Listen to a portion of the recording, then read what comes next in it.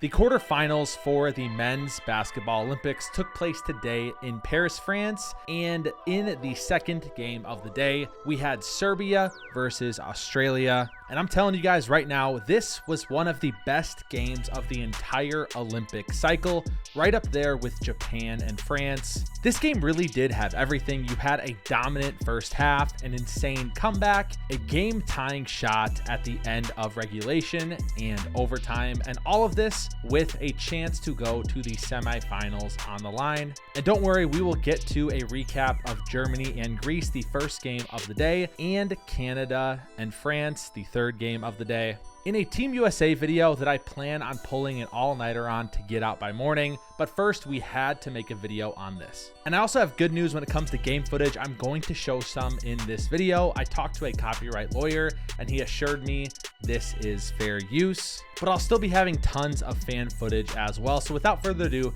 let's get into the recap of Australia and Serbia. Serbia went 2-1 in Group C, with their only loss being to the United States by 26 points, beating South Sudan in a pretty close game to clinch their spot. And what's crazy is in that Team USA game, Nikola Jokic was even with the Americans in his 32 minutes of play. In his 8 minutes off the court, his team was a minus 26. So what I'm looking for today out of Serbia is guys like Dobric, Avramovic, and Petrushev to be able to hit open shots when Joker gets them the ball. Australia did beat Serbia in the exhibition tune-ups leading up to these Olympics, 84-73, but Serbia did not have Bogdan Bogdanovic. And then Australia went 1-2, defeating Spain, but then losing to Canada and Greece, sneaking in on point differential. That being said, both Josh Giddey and Jock Landale have been amazing for Australia in group play. I think that's enough previewing. Let's get into this game. So one thing that Australia did a fantastic job of in this first half was when they were doubling Jokic,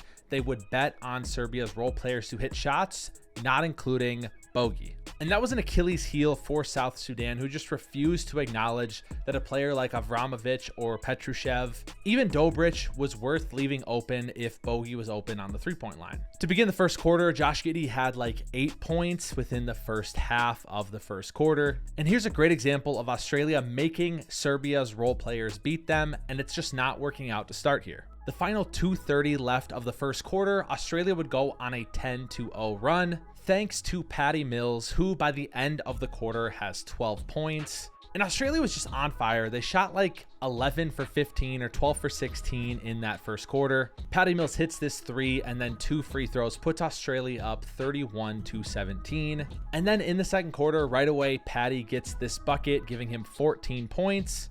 He actually scores 6 of Australia's first 8 points in this quarter with Jokic sitting, and Australia has now gone on a 22-0 run, up 39-17. I'm obsessed with the ball movement, the flow, the cutting off ball from Australia. They just do not stop moving on offense, and they've been very hot shooting so far. They've taken advantage of that. With this Duopre 3, Australia has their largest lead of the game at 44-20. Meanwhile, Serbia has just started 3 for 12 from 3 on the other end, a majority of those threes taken by Serbia's role players.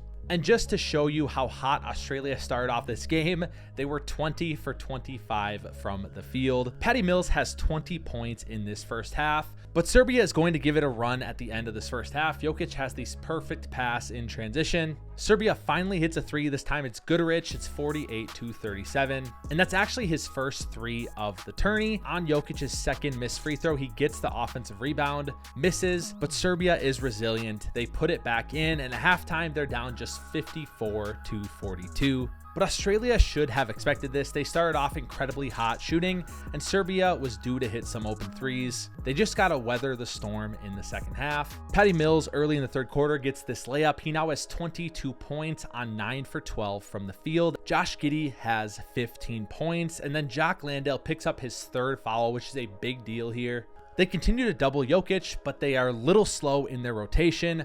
Bogey makes the right pass, and Serbia hits this 3, making it just a 7-point game. But Patty Mills is still hot. He gets another mid-range jumper, 24 points for him. Australia just gets super sloppy with the ball. Twice they turn the ball over, and it results in 2 threes for Serbia. This Dobric 3 makes it 62-59. And then Bogey's so good in the 2-man game with Joker, giving Serbia their first lead of the game at 61-60. Australia is not going to go away though. Jokic has this offensive rebound and finish, 63-62.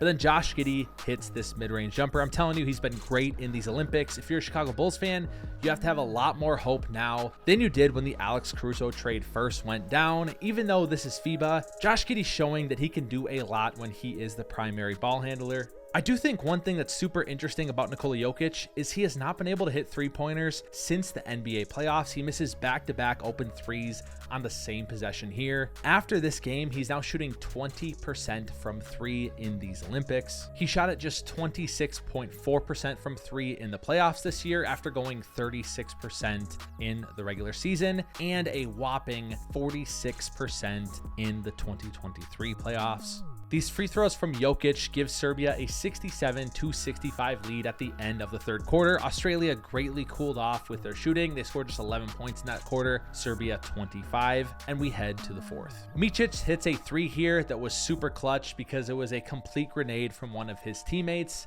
And if you look on that play, look how much they are helping down on Joker. But a Josh Giddey 3 ties the game at 78 with 3:15 to go. Giddey then just has a really bad foul on a Micic 3. Micic makes all free throws, 81-78. I will say though, it feels like down the stretch here, Australia is not getting nearly as many calls as Serbia. And part of that is Serbia's been more confident. They've been attacking more, but it does feel like they've gotten a lot of 50-50 calls in their favor. Jock Landale gets 4 fouls on him, and I feel like, I don't know, I feel like that's kind of iffy. Josh Giddey continues to be awesome in these Olympics. He hits this 1-footed floater, 81-80, and then down the stretch, Australia has a chance to take the lead with just 45 seconds left, but Patty Mills misses this floater. Jock Landale then fouls out on this play, and he's freaking out. I mean, I don't know, dude. Again, it's just hard for me here. I don't know, man. He does kind of get him on the hand. But I think the call is worse in light of how this fourth quarter was officiated. Jock Landale gets fouled out, and Micic makes 1 of 2 free throws. Australia is down 82-80 with one last chance to tie the game, sending it to overtime. And that's when Patty Mills hits this insane fadeaway jumper. He actually loses the ball and somehow regathers it, hits this fadeaway over Nikola Jokic, 82-82 going into overtime. I have like 10 angles of this shot from different fan footage. Everyone was posting it everywhere. And this was what made the game even better in my opinion, because Australia refused to go away every time that Serbia tried to bury them, especially coming back from such a large deficit. Keep in mind that if Serbia pulls this off, it would be the greatest Olympic comeback in history at 24 points. And now we head to overtime with a chance to go to the semifinals on the line. And I'm telling you guys, Serbia's gold medal chances come squarely down to if Dobric, Petrushev, and Avramovic can hit threes off of Jokic passes. Dobric hits this one, and it's 85-82 Serbia early. Then McVeigh for Australia hits what I think was a pretty terrible shot, and then Duop Breath puts Australia up 87-85. Bogey kind of cooks Josh Giddey here and ties the game, but then Josh Giddey comes right back down and hits a 3 with 2:40 left, up 90-87. I think this is why this game was so awesome too, is because in overtime you had a really tightly contested game still. Usually in overtime, one team falters, more likely the team that gave up the huge lead, but Australia would just never go away when you thought they would. Matter of fact, there's an offensive foul on Serbia, and now they are down 3 with 2:25 left. Australia has to convert on this possession, but instead Nikola Jokic comes up with a massive play blocking Josh Giddey as he attacks the rim. And of course, you guessed it, another foul on Australia on the other end. That's what I'm saying. Maybe these are fouls, maybe maybe I'm being a little biased, but it just felt like Serbia got the benefit of the doubt every time down the stretch here. It's 92-89 with 2 minutes to go. Patty Mills gets the switch on the Joker, beats him to the rim, but Jokic has this clutch swipe away off the rim, which is legal in FIFA, remember? And now Serbia has the chance to take the lead. Instead, Jokic turns the ball over, somehow gets it right back, and hits this right hook for the lead, 91-90. I'm telling you guys, this game is back and forth the entire way. McVay takes what I think is a terrible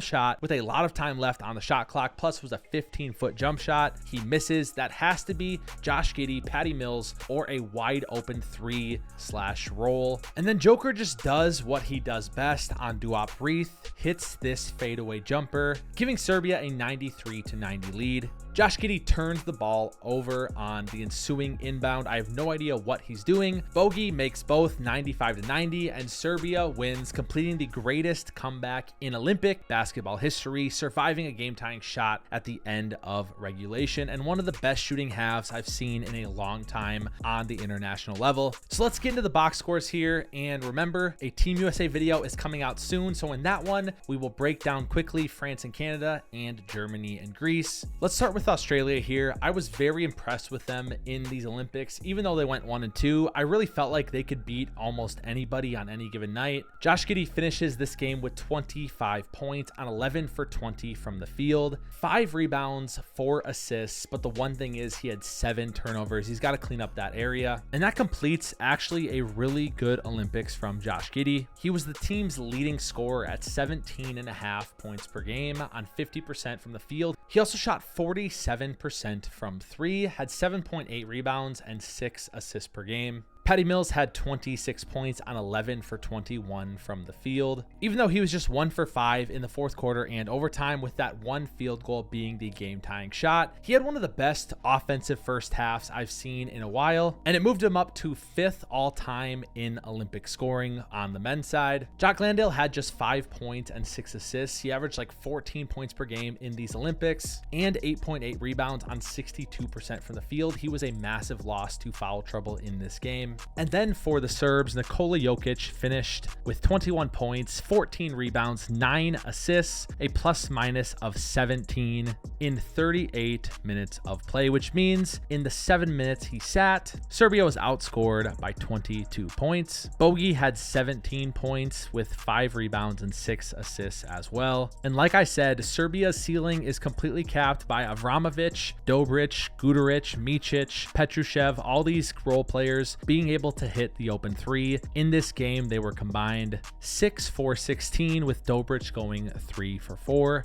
So yeah, you just witnessed the greatest comeback in Olympic basketball history. Serbia will now face the winner of USA and Brazil, which you obviously will find out in the video tomorrow if you did not watch the game today. That game will take place on Thursday, and obviously we're going to assume it's the USA. I think Serbia has as good a chance at beating the United States as anybody, besides maybe Germany. I'd probably give the edge to Germany a little bit. We'll see. It just takes these role players to have some 3-point variance, and that's about it. Obviously, they're not nearly as athletic as the United States, but like I said, when Joker's on the court, he played the United States even, so we'll see what happens. If I'm Serbia's head coach, I'm playing Jokic almost every minute of the game. The last thing I need is for us to lose because of 3 minutes he was sitting. Now, obviously, who knows where Joker's conditioning is at. Maybe you'll have to sit him strategically, but he cannot be playing 32, 33 minutes in regulation. And if I'm Steve Kerr, Joel Embiid is not a good matchup for Nikola Jokic. I think you have to have Anthony Davis on him,